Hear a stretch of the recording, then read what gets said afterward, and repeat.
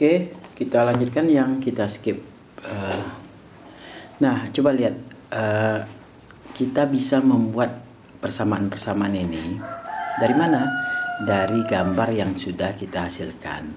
Nah, jadi kita tidak akan pernah menghasilkan persamaan-persamaan ini jika gambarnya tidak selesai. Nah, oke. Nah, jadi sekarang kita sudah ada 3 persamaan. Persamaan satu yaitu yang hubungannya sigma fx sama dengan 0, yang ini. Nah, fx sama dengan 0 berarti kanan sama dengan kiri, ataupun kanan kurang kiri sama dengan 0, sama aja nih. Ini kan kanan kurang kiri sama dengan 0, atau kanan sama dengan kiri, sama itu ya. Kemudian sigma fy nya nih, sigma fy nya kan ke atas ada 2, berarti T1 sin. Nah, ini dia T1y. T1y itu T1 sin 30 tambah T2y. T2y itu T2 sin 60 sama dengan T3. Atau misalnya T1 sin 30 tambah T2 sin 60 kurang T3 sama dengan 0, boleh juga. Misalnya nih, mau diseragamkan bentuknya, enggak apa-apa. Kurang T3 sama dengan 0. Oke, sama, enggak ada masalah nih. Nah, kemudian pada titik ini sigma fx nya nggak ada, karena nggak ada tidak ada gaya di arah x. Nah, yang ada hanya di arah y. Nah, jadi makanya sigma fx nya tidak ada, saya bikin. Jadi T3 yang ada hanya sigma fy atas T3 bawah mg. Nah, T3 kurang mg sama dengan 0. Nah, setelah dapat 3 persamaan ini, itu mudah. Nanti kan ada yang diketahui. Yang diketahui pasti mg nih kebanyakan, karena yang ditanya itu adalah T1, T2, dan T3. T1, T2, dan T3 yang ditanya biasanya. Ataupun dibalik-balik, T3, T1 diketahui, nah ditanya M misalnya, bisa juga. Nah, kalau seandainya diketahui mg ini, berarti kan ini udah selesai nih. M yang diketahui berarti T3 nya dapat. Nah, dapat T3 masuk sini. Nah, kemudian ada 2 persamaan ini, persamaan 1, persamaan 2. Disubstitusi saja. T1 misalnya T2 sama dengan T1 cos 30 per cos 60. Nah, masukkan T2 nya sini. Nah, selesai. Nah, dapat T1. Itu substitusi ya namanya, saya lupa istilahnya. Nah, oke. Kita lanjutkan dengan kasus berikutnya. Misalnya, nah ini ini misalnya ada bidang datar. Ini bidang datar, misalnya bidang datar, mana dia nih?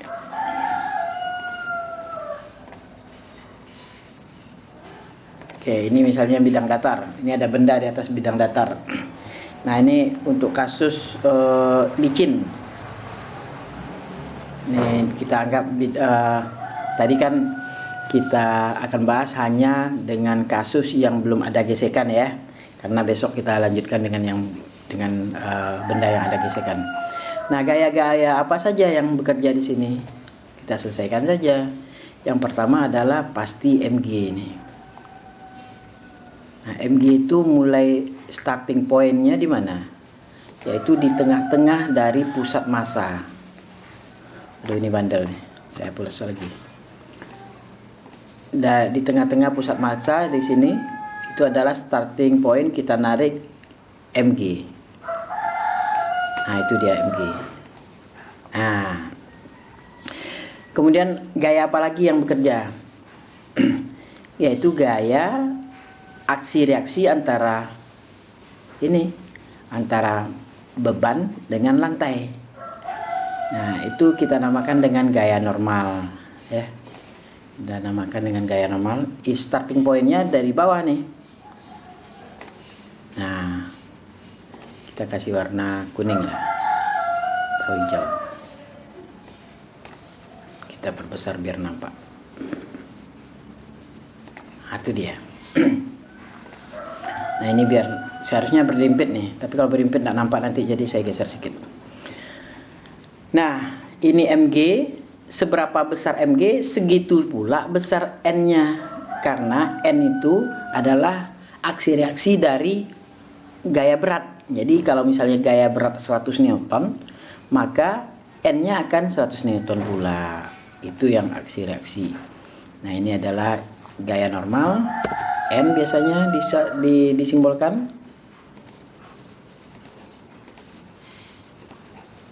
Kemudian ini Mg, gaya berat. M kali G. Nah, apakah ada lagi gaya? Nah, kebetulan di sini tidak ada gaya lain lagi.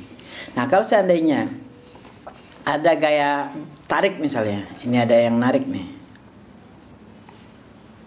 ditarik ke sana.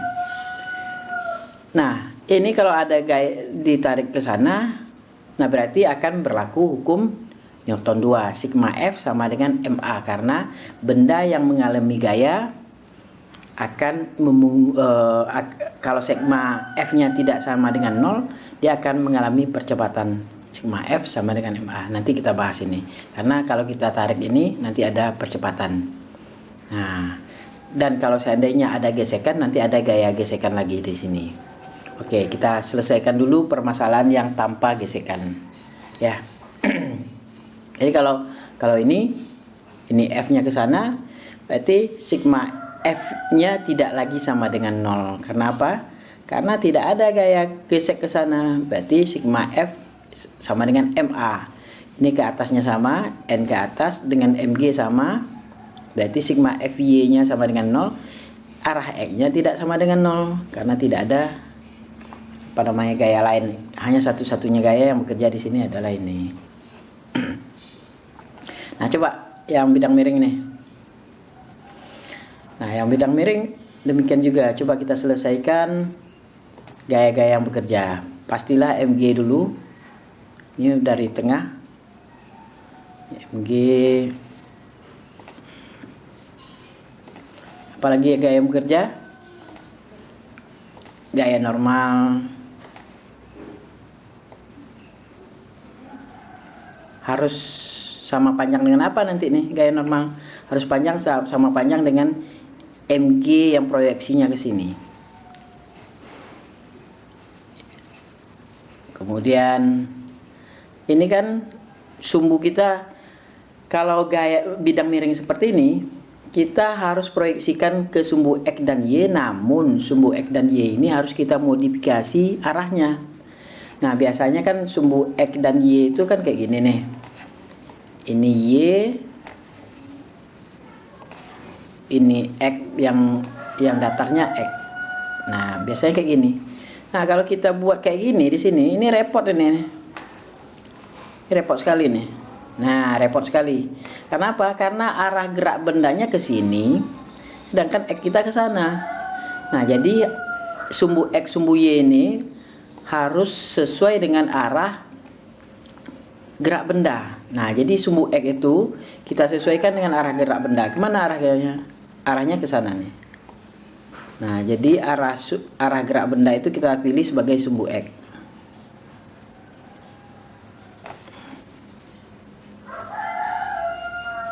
Nah, ini dia sumbu X.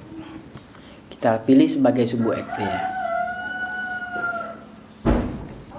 Nah, sumbu Y-nya mana? Sumbu Y-nya ya tegak lurus terhadap sumbu X. Yang mana dia?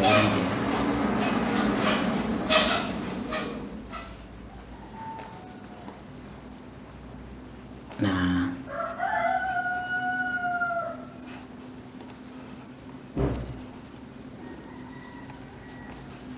tuh sumbu X, ini sumbu Y.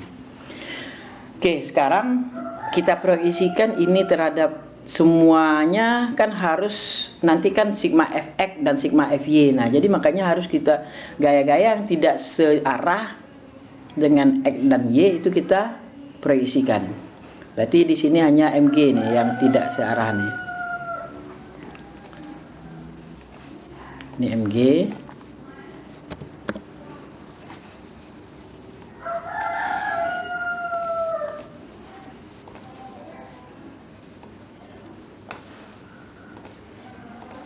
Ini N.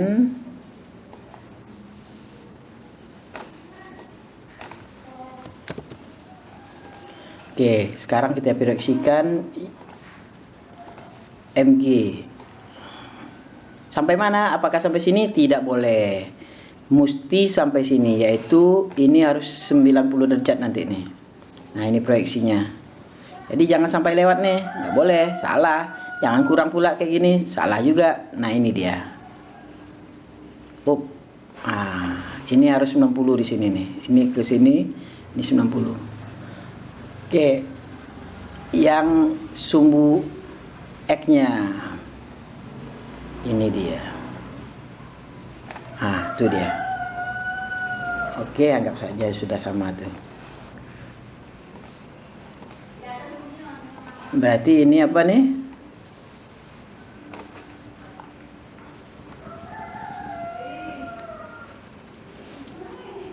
Ini adalah proyeksinya ke sumbu X. MG apa ini? Kalau ini theta, di mana tetanya? Nah, tetanya akan di sini ya. Jadi ini adalah MG. MG kalau ini theta, berarti ini adalah MG sin ya. MG sin alpha. MG sin alpha. Waduh, gimana? Ini dia. Theta lah. MG sin theta.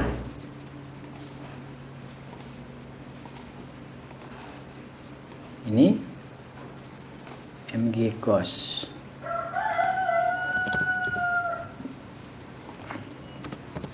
MG cos theta. Nah, ada lagi yang gaya yang perlu diuraikan? Apakah N wajib diuraikan? Ini coba dengan MG cos dengan N itu harus sama panjang. Nah, ini anggap saja udah sama panjang nih. Ya. Nah, jadi N tidak perlu diuraikan. Karena apa? Karena dia sejajar dengan sumbu Y dia. Jadi si persamaan yang bisa kita dapat di sini apa? Ini kan tadi tidak ada gesekan ya. Nah, jadi kalau ada gesekan ini ada gaya gesekan di sini. Karena tidak ada, jadi kita buat persamaannya sigma persamaannya di bawah aja. Insert, ini repot nih.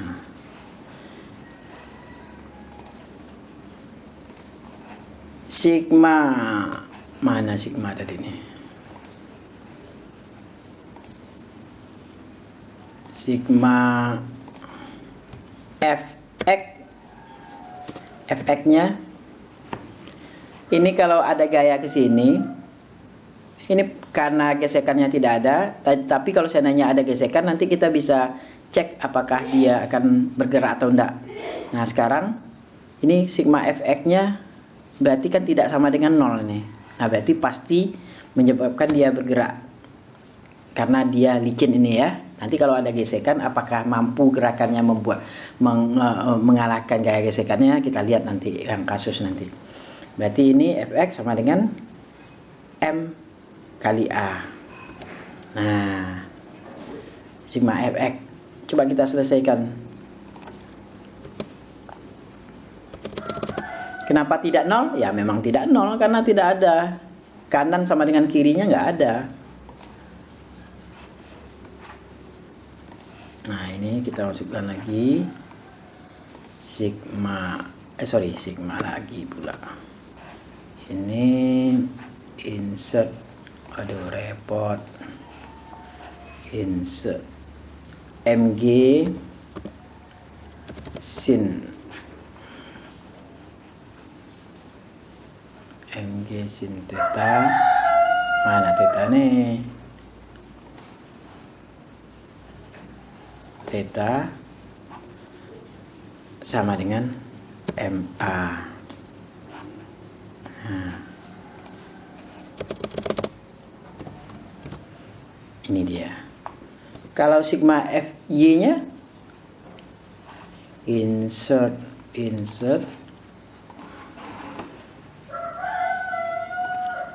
sigma FY-nya.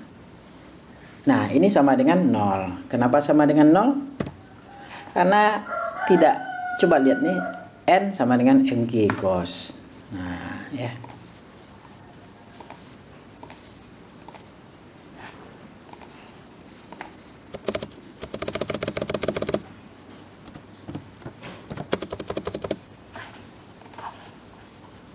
M gig N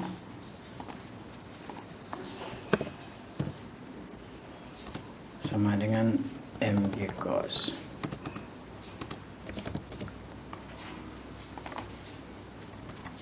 Oke. Nah, ada lagi persamaan yang bisa kita bikin? Nggak ada. Udah selesai persamaannya. Nah, tinggal apa maunya nanti. Oke. Nah, itu saja dulu. Kita lanjutkan lagi nanti.